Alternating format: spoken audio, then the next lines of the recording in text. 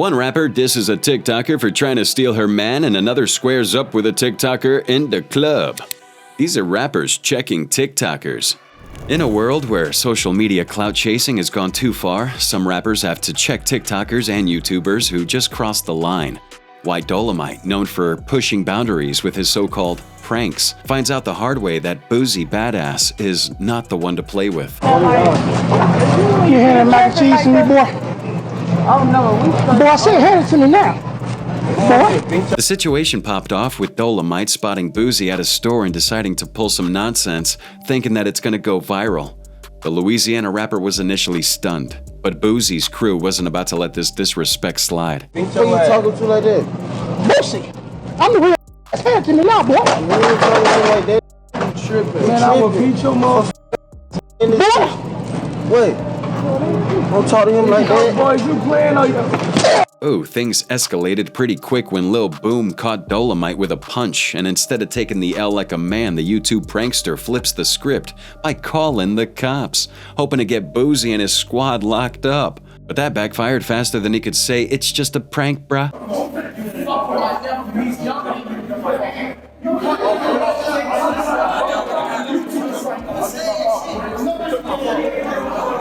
Apparently, Dolomite didn't learn his lesson from the Boozy encounter because he later tried it on T.I. Here, stop taking these pictures here, boy, in my building. Hey, what are you guys doing here, boy? Are you trading, boy? I ain't nobody boy, man. Dressed like Bob the Builder. What you talking Boy, about? what did you say, boy? No, that boy stuff, bro. Hold on, man. It's a prank, bro. T.I. wasn't having this crap. He checked Dolomite on the spot and had to school him on why racist behavior ain't cool. The situation escalated further when Trey the Truth stepped in to handle business. We don't prank with the boy with the racist. Hey, I don't know what you trying to do, go vibe. We on positive vibe. It's a prank, it's a joke. Look, if this how you trying to go vibe, bro, that shit get your ass hurt out here, man. No, You can't hold on, bro. And I ain't nobody's boy, man. Go about your business, man. What's your name? White Dolomite. This ain't the way to go about it, bro. God bless you, bro. Peace be unto you. Trey kept it 100, warning Dolomite that these pranks could get him seriously hurt or worse. In the streets, some lines you just don't cross, especially when you're playing with fire like that. When it comes to checking TikTokers getting too bold, Chris Brown has proven time and again that he ain't the one to test. Breezy doesn't just respond, he makes sure whoever comes for him regrets it. Some guy spots Chris in the club and starts talking reckless, a decision he'd quickly regret. Nobody knows exactly what was said, but whatever it was had Chris heated enough to step up. The moment Chris confronted him though, dude froze up completely. All that energy disappeared quick when it was time to back up those words. Chris made sure to call him out online afterward, exposing how this TikToker folded under pressure after acting all tough. That wasn't Breezy's first rodeo with dealing with bold haters either. In another instance, Chris posted some heartfelt pics with his children, calling them the best part of me. While most fans would show love in the comments, one TikToker decided to throw shade with this comment. Beautiful, but I don't want a man with multiple baby mamas. Chris wastes no time in putting her in her place, hitting back with a reality check. Who said I was hiring, ma'am? You said that like you had a chance. Followed by crying laughing emojis. The internet goes wild, with fans clowning this TikToker for playing herself by trying to come at Chris sideways. Now, some rappers like to check TikTokers with pure aggression, but others prove that sometimes the smoothest way to handle a critic is to flip the script entirely. When Drake dropped an album in June 2022, the internet was quick with the jokes. That new Drake thing came out, baby. All right, let's see what they talking about. Let me see what they talking about the first song. All right, man, let's go, let's go.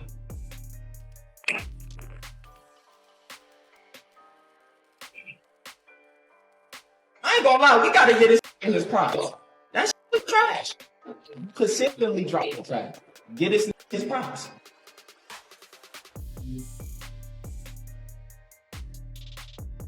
But one TikToker takes it to another level, creating an elaborate parody video that mimicked Drake's distinctive flow while roasting his lyrics.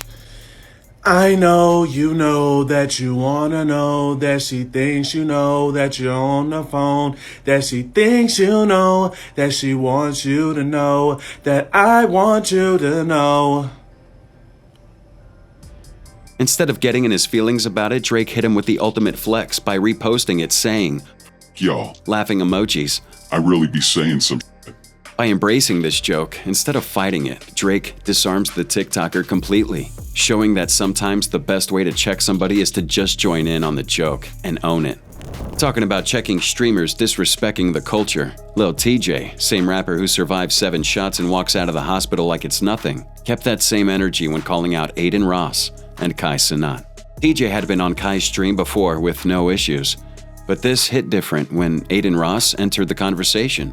The way TJ saw it, Aiden had been trying to cash in on rap culture while simultaneously making off-color comments about drug use that came off with racist undertones, like he was mocking the culture rather than addressing real issues. I'm on perks. I don't take perks. I don't take drugs. I might sip lean a little now and then. Actually, less than you. Racist. I look like I take perks because I'm black, right? I know. What really set TJ off was seeing these streamers profiting from hip-hop without showing proper respect. In TJ's world, this isn't just entertainment. Rappers put their lives into this art form, literally die for it. And he wasn't about to let streamers treat it like some passing trend they could exploit. I sent him a voice note about how I feel like your culture votes. He told me he's not watching that. He's watching the election. And that I need to stop taking perks. That's what he think about. He just grind his way to the top using that little face card he got. And use this. Better stay woke. Use everybody. They only up with the top notch. While Kai caught some of the heat of being part of this wave of streamers eating off the hip-hop culture, it was really Aiden who caught the worst of TJ's frustration. After this livestream confrontation went down, Aiden ghosted on the whole situation. Straight crickets. Stop looking at Yak like he's a weirdo. No, sometimes that's how rappers act. In our society, that's how we act. That's how we get. Feel me? We different from the This is the one lane where hood get to make they bread. Hood make they bread and put on for other hood. Now when it comes to checking TikTokers, Pat God stays ready to smoke anybody stepping out of line. Though he's been known to clap at various internet celebs, his beef with Topper Guild and Veshremi hit different. The whole thing goes down with Pat God dropping War, a track that went straight for Topper Guild's neck with no chill. Instead of subliminals, Pat God kept it a buck about what he saw as their fake energy in the game. Pac also went after Veshremi, another creator hanging out with Topper. The track caught fire across SoundCloud and YouTube, with the internet going crazy over Pat God's raw approach. His whole vibe, straight to the point, unapologetic, had folks shaken, especially the ones used to that filtered content that dominates TikTok. Now Topper ain't about to take the L without fighting back, so he links up with Veshremi to drop Pack It Up as a response. This back and forth had the timeline lit, with both sides hitting their socials to push their tracks and get their fans involved. Now we'll let you decide who won this one, but what makes Pat God stand out from the other artists is how he doesn't hesitate to put these social media stars on blast. And when it comes to rappers checking the TikTokers, going down the list, we have Nicki Minaj here proving that she's always ready to clap at somebody who steps out of line, even from her phone screen. Back in October 2021, TikToker Pablo the Don thought it was a good idea to come for the queen after her collab with Jessie Nelson on Boys. The content creator tried to call Nicki out for defending Nelson amid blackfishing accusations while supposedly going after Nelson's former bandmate, Leanne Pinnock. Hi, my name is Pablo, and let me tell y'all something. You can do with this information what you will. You will never, ever catch me on Beyonce's internet airing out a black woman in defense of a white woman when the topic of conversation is blackfishing and how racist that is. Nicki's not gonna take this crap. She hits back with the quickness, telling Pablo to just STFU and calling out what she saw as drama baiting. Now, to sum it up, she said, Shut the up. Once again, trying to get selective outrage from your followers? The topic wasn't blackfishing. Oh, she doesn't stop there. She goes for the jugular, suggesting Pablo was projecting insecurities with those bedroom videos. Ooh. To be specific, she said, Y'all love using these trigger words to get people bullied and to have people drag me. You were probably bullied a lot too. You make vids in your bedroom. Damn. The smoke didn't end in 2021. Fast forward to 24 and another TikToker tried policing Nicki's Caribbean connections after she liked a Jamaican TikTok.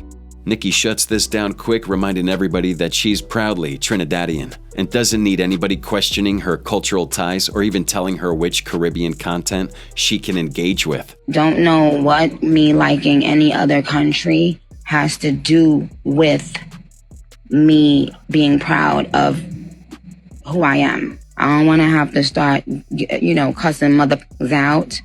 Especially from my own homeland where I was actually. Speaking of rappers who check TikTokers behind the screen, when it comes to checking people coming sideways online, this Bronx bombshell has proven time and again that she's ready for all the smoke. Now Cardi B don't play with respect. She proven she's ready to check anybody stepping out of her line, even if they're just a tiki-taki trying to gain clout. Paradise Paris, somebody who says she's an influencer with a growing following, found this out the hard way when she goes after Cardi's career. The whole situation goes down with Joe Budden criticizing Cardi for her delayed album release, questioning her musical output compared to her peers. Oh, Paris jumps in the mix, taking shots at Cardi by suggesting she was more focused on viral moments than dropping actual music. Ooh, she tweeted, "Why does Cardi B feels she's above criticism? All of her peers are dropping albums and doing progressive things in their career, and she sticks out like a sore thumb. No tours, no meet and greet, no merch. One album, featured singles, and viral moments. Is she a rapper or does she rant?" Now Cardi ain't about to let some TikToker throw shade on the hustle. She hits her back with, "That's not what I said. F you and your 3 stomachs, b." Cardi made sure to remind everyone about her bag and the fact that her upcoming album was still generating major buzz, despite the wait. What could have been a one-off exchange turned into a full-blown social media war lasting for days. Paris clapped back at Cardi, digging up all the dirt on her. Y'all may as well tag Cardi B because I'm finna give it to her like she thinks she give it up. And before y'all start, no, she came and found my tweet after all the tweets that I was tweeting to praise her and chose that one, and she should have stood on it. Now, don't delete nothing because I'm just now seeing it and I just woke up and it hit the blogs. Yeah, you caught red-handed. All that backbiting, you thought you was going behind Joe Budden. And at the end of the day, what was said about you is correct. Your ass is sitting around trying to make sure you keep your family intact, and your ass is still over here cussing out fans, delusional fans, when you're getting passed up by every single body around you. You call yourself this bad rapper and you in this terrible ass 360 deal with Atlantic when you need to be sitting around worried about how you gonna make sure these tracks hit the charts and stay. Social media went ballistic, with fans going back and forth about who came out on top. Cardi eventually deleted some of her posts, but not before making it crystal clear that she wasn't about to take disrespect from anyone, no matter how many followers they had. She tweeted, "I want to say this to Barty Gang or anybody who just a fan of my music or even my craziness. I have my good days and my bad days, but you know what? Whether it's good or bad, I couldn't be happier with the obvious anticipation for my album. Sometimes I get a little aggressive because y'all know I don't like to be told what to do, but I promise you it's coming this year. Thank you for the love and anticipation and always holding me down. I love y'all." Paris wasn't about this apology, but wasn't much she could do when Cardi was ready to move on. And while some beefs stay confined to Tweety X fingers, others escalate from social media shots to full-blown studio warfare. Now, when you're checking TikTokers, few beefs have been as heated as the one between Bad Baby and Alabama Barker in early 2025. Man, what started as personal drama quickly turns into a full-blown music industry feud, with Bad Baby letting Alabama know she was out of pocket for trying to step into her territory. Oh man, the tension kicks off in December 2024 when Bad Baby puts Alabama on blast for allegedly trying to slide into her man Lavon's DMs during a brief separation. While Alabama swore Lavon was capping about being single, Bad Baby wasn't buying this crap. Baby just had her daughter, Callie, and was dealing with both a cancer diagnosis and relationship drama when she takes to the gram to call Alabama a clout chaser who disrespected her as a new mom. Oh, that beef quickly levels up from social media shots to studio warfare because in January 2025, Bad Baby drops Overcooked, taking direct aim at Alabama.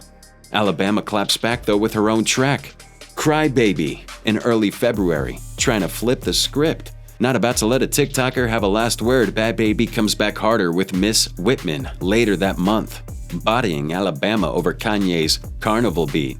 Well, that track featured a Barker look-alike in that music video, making it crystal clear who she was coming for. With bars highlighting the difference between her street cred and Alabama's privileged upbringing, Bad Baby reminded everybody that despite her reality TV come-up, she'd put in the real work to earn her spot in the rap game. While some fans thought the timing seemed like a publicity stunt to boost streams, the raw energy in their exchanges felt too real to fake. But if you think trading diss tracks is crazy, wait until you see what happens when internet beef steps into the boxing ring. When TikToker star Ed Matthews tried to flex on rapper Blueface, he found out the hard way that some beefs are better left online. Their clash heads down on April 2023 at a boxing match in London's Wembley Arena, with Tatiana putting in work on the social media personality. It goes down with Matthews trying to get under Blueface's skin before the fight, taking shots at his relationship with Krishan Rock. The TikToker's wilding out, posting videos with disrespectful comments about Blueface's girl. Are you sure that's your kid though? Because I swear your girl was cheating on you. Yeah, you know it happens. Your girl cheating on you too. You just don't know it. But no, for real though, why are you with your girls or something? Yeah, but still though, you want your to be loyal, right? Krishan, bro, she acts like a fucking dog, do you know what I'm saying? Blueface was impressed though. He barely acknowledged Matthews. I mean, it's Krishan. So then once it comes up, alright, let me find it. Ed Matthews. This guy waiting for some guy named Ed Matthews. That's who I'm fighting. He has 100 people trying to add into April 22nd. Where the f is this guy at? Ed and Eddie, where you at, bro? Ed felt really confident about going as far as offering Blueface a bet, saying that if he could knock Blueface out, then he can get his chain. But Blueface still doesn't care. Hello, mate. Blueface here. Word to Ed Matthews, it's gonna be bloody murder. It's gonna be bloody murder. Australian guts everywhere, April 22nd. You know, I'll take the bet, bastard boy. If you knock me out, you can have a chain of your selection. And if I knock you out, I don't want anything. While the ticky-tacky mouth was running for clout, Blueface is in the cut, getting ready to collect both the win and the check. When fight night finally rolled around, the difference between internet fame and street credibility became mad obvious. Blueface came through with heavy hands from the first bell, landing shots that had Matthews looking shook.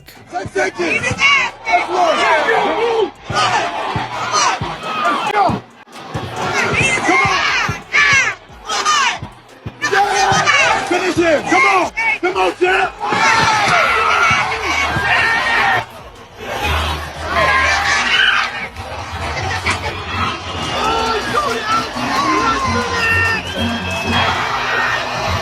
By the fourth, the ref had to call it, giving Blueface the TKO. After handling business, Blue seemed almost disappointed they stopped the fight, saying he was just getting started when they pulled the plug.